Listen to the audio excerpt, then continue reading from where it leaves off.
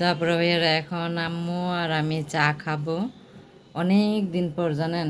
আজকে প্রায় এক সপ্তাহ পরে। কালকেও খাইছি, কালকেরটা আসলে ভিডিও করি নাই, আজকে ভিডিও করতেছি। এখন এই আম্মুর সাথে বসে চা খাইতেছি। এই যে আমার সেই ঐতিহ্যবাহী রুটি, কতদিন ধরে দেখেন না আপনারা, বলেন তো। এই রুটি দিয়ে এখন চা খাবো। আর আমি চাটা কী করবো জানেন? চাটা করব হইলো আপনার এই যে মশলাটি আছে না, আমি যে আমার মশলাটা বানাইছিলাম সেটা দিয়ে চা খাবো। বানিয়ে আমি একটা কৌটার মধ্যে রেখে দিছিলাম। তো চাটা তো আমি অলরেডি বানিয়ে ফেলছি। এখন খুব ইচ্ছে করতেছে আমার এই চাটা খাইতে। এই চাটা খাইলে এত ভালো লাগে জানেন। এই যে আমার সেই চা পাতা, এলাচ, লং, দারচিনি দিয়ে চাটা দিয়ে দিলাম। এটা খাওয়া যে কতটা উপকার আর কতটা ভালো, এটা আসলে যারা খায় তারাই বুঝতে পারে, যারা না খায় তারা বুঝে না। ওই যে উপরে দানা দানা দেখা যায় না, এগুলি কোনো সমস্যা নাই। এটা হচ্ছে ধরেন আপনার ওই যে মশলাটা গুঁড়া করছি সেই এটা চাইলা নিলে হয়তো, আমি চালি নেই, থাক সমস্যা নেই। তো এটাই আমি খাবো এখন। আর নিচে জমা থাকে, এটা দেখে ভয় পাওয়ার কিছু নাই।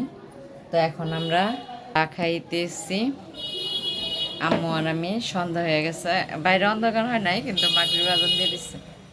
ফ্যানটা ছেড়ে দিই। কি যে পরিমাণ গরম লাগতেছে, কি পরিমাণ গরম পড়ছে বলার মতো না। এই যে আমার আম্মুরে দেখা যায়, দেখাই একটু। এই যে আম্মু বসে পানির বোতল নিতেছে, রুটি খাইছে তো পানির বোতল নিতেছে। তো আমিও চাটা খাই দিই, তারপরে হইলো গিয়া আপনাদের সাথে দেখা করব, কথা বলবো, ঠিক আছে? তো ভিডিওটি দেখতে থাকুন। তারপরে ভাইয়েরা এখন সন্ধ্যার পরে চা নাস্তা খাইলাম। চা নাস্তা খাওয়ার পরে তো এখন একটা কাজ করব। কাজটা কি দেখেন?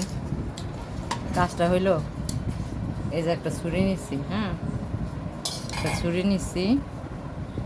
আর এই যে এখানে আনার আনার নেওয়া হয়েছে। এই আনার দিয়ে এখন করব, জুস বানাবো। এই আনার দিয়ে আনারগুলো কাটার পরে আপনাদের দেখাইতেছি কীভাবে আমি আনারের জুসটা করি। তো দেখতে থাকুন ভিডিওটি।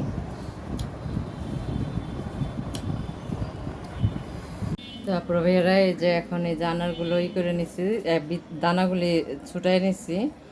এখন এটাকে ব্লেন্ড করব হলো এখানে দেখেন এই যে আনারগুলো, এই যে কত সুন্দর কালার না আনারের। এখানে যেহেতু আমি 2 কাপ নিচ্ছি, 2টা আনার নিচ্ছি, হ্যাঁ, 2টা আনারে আমি দিব 2 কাপ পানি। 2 কাপ পানি দিব। দেখেন এই যে ব্লেন্ডার জার নিয়ে নিচ্ছি, এটার মধ্যে আনারগুলি দিয়ে দিলাম।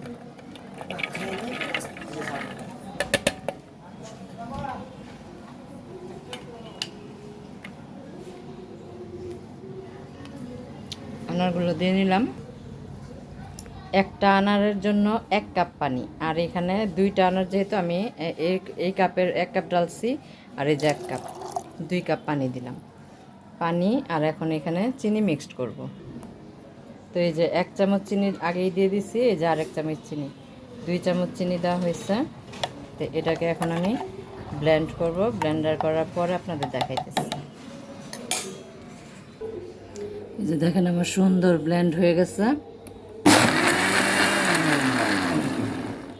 এখন এটাকে ছাইকা নিতে হবে। ছাইকা নিলে আমার আনারের জুসটা হয়ে যাবে। তো এই যে আপুরা ভাইয়ারা দেখুন আমার যে আনারের জুসটা কত সুন্দর হয়ে গেছে। আমি ছেঁকে নিচ্ছি একটু, দেখেন কালারটা কত সুন্দর হয়েছে, আর খেতে ওই রকম মিষ্টি হয়েছে।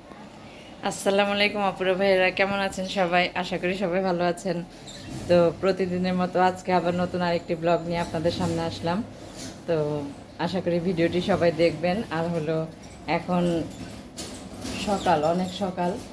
তো এখন নাস্তার ব্যবস্থা করব। নাস্তা করে তারপরে হলো গিয়ে আপনার মানে রান্না বান্নার ব্যবস্থা করব। তো সকালবেলা দেখেন পাখি ডাকতেছে, শোনা যায় কিনা। পাখি ডাকতেছে, পাখির ডাকটা খুব ভালো লাগে আমার না, মনে হয় কি যে গ্রামের মধ্যে আছে এরকম মনে হয়। আর হলো গিয়ে তো সবাই কম বেশি তো একটু জানেন যে আমার, যারা আমার ভিডিও দেখেন, যে আমার আম্মু একটু অসুস্থ আছে। তো আল্লাহর রহমতে আম্মু সুস্থ হয়ে যাচ্ছে, সবাই দোয়া করবেন আপনারা ভাইয়ারা। তো এখন নাস্তার ব্যবস্থা করি, নাস্তার ব্যবস্থা করে রান্নার ব্যবস্থা করব।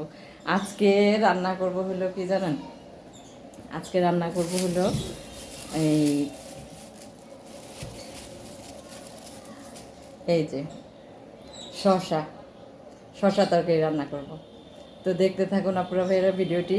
আমি নাস্তা টাস্তা করে আম্মুকে নাস্তা খাওয়াইয়া পর আম্মুকে আবার ওষুধ খাওয়াইতে হবে, খাওয়াইয়া পর আমি নাস্তার সব কিছু জোগাড় করবো, রান্নার ব্যবস্থা করব। তো এখানে আমি শসা নিয়ে নিচ্ছি, আর হলো গিয়ে মাছ দিয়ে রান্না করব শসাটা, মাছ দিয়ে আলু দিয়ে, আর আপনার মাছ ভুনা করবো, একটু মাছ ভুনা করব। এর জন্য সব কিছু আমার রেডি করতে হইতেছে। দেখি নাস্তাটা আগে শেষ করি, তাই না আপনারা ভাইয়ারা? তো দেখতে থাকুন, পাশেই থাকুন। তো আপনারা ভাইয়ারা এখন পুরো দুপুর সময়, মানে কি যে একটা অবস্থা জানেন, কার কার বাসায় আজকে গ্যাস নাই বলেন তো? সেই দুপুরের সব কিছু, দুপুরের আগে সব কিছু কেটে বেছে রেডি করে রাখছি, রান্না করব, শসা তরকারি রান্না করব।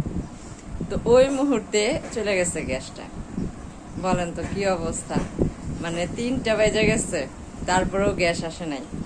তো আমার ভাই যে কি করছে, আমি প্রথমে ভাবছি যে হোটেল থেকে খাবার আনাবো, আমাদের বাসার সামনেই হোটেল আছে, ভাত নিয়ে আসবো, তরকারি মোটামুটি যাই আছে ফ্রিজে, ওইটা দিয়ে খাওয়া যাবে। কিন্তু পরে আমার ভাই বলতেছে, কয় তো ভাত টাত না, চলেই খাই, এই বিরিয়ানি খাই, মোরগ পোলাও খাই। কোন হোটেলে নাকি ওইখানে অপরিচিত আছে, ওইখানে নাকি ভালো মোরগ পোলাও বিক্রি করে। তো ওইখান থেকে আমার ভাই যে বাসা সবার জন্য এই মোরগ পোলাও নিয়ে আসছে। তো ওইটাই আজকে আমরা মজা করে খাবো। তো দেখতে থাকুন ভিডিওটি, তো খুব ভালো লাগবে। এটা আসলে রিজিক হয়েছে সবচেয়ে বড় জিনিস, তাই না? দেখেন আমি কিন্তু ভাত রান্না করি নাই, কিন্তু হোটেলে পর্যন্ত ফোন দিছি যে আমার ভাতটা দিয়ে যাওয়ার জন্য। ও বলতেছে দুপুরে খাবার শেষ, ভাত শেষ হয়ে গেছে, কি করব? তো তখন আমার ভাই বলতেছে, ভালো হয়েছে ভাত শেষ হয়ে গেছে, তো চল বিরিয়ানি খামরা, এই মোরগ পোলাও। তখন ও যায় নিয়ে আসছে। তো দেখুন একসাথে কিভাবে খাই আমরা, অনেক মজা করে খাবো আজকে। এটাই হলো রিজিক, দেখছেন? আমরা রিজিকের জন্য কত চিন্তা করি যে কি খাবো কি খাবো, আসলে আল্লাহ তাআলা কার কপালে কি লিখে রাখছে কেউ জানে না, একমাত্র আল্লাহ জানে। তো দেখতে থাকুন আপনারা ভাইরা ভিডিওটা। তারপরে ভাইরা এখন আমরা আজকে খুব মজা করে বিরিয়ানি খাইতেছি। এখানে আম্মু, আমি, আমার বোন, আমার মেয়ে, তারপরে সবাই মিলে আমরা এখন এই যে মজা করে এখন বিরিয়ানি খাবো, বিরিয়ানি খাবো সবাই। এখানে আছে বিসমিল্লাহ বিরিয়ানি হাউস, খাঁটি সরিষার তেলের তেহারি পাওয়া যায়। এটা দিতে তেহারি, আমার কই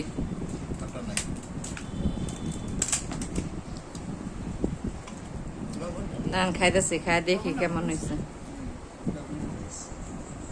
আমার 20টা গেল কার কাছে? কার এটা? বড় লেগ পিস। না, না না, আমি লেগ পিস খাবো না। এই যে এখানে একটা আস্ত একটা ডিম দিচ্ছে, তারপর হলো এই যে মুরগির রোস্ট, দেশি মুরগির ইয়া, দেখি খায়, হ্যাঁ কেমন লাগে। বিসমিল্লাহ।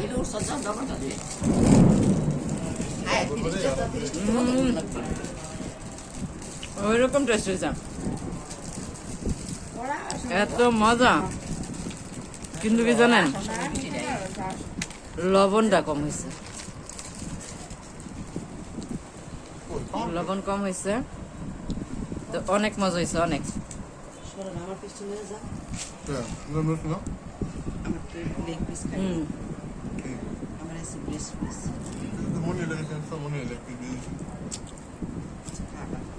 যে মানে সমস্যা নাই,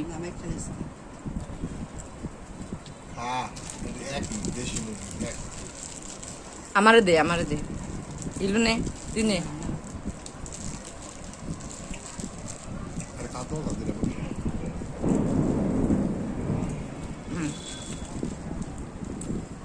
মজা না বড় পোলাওটা?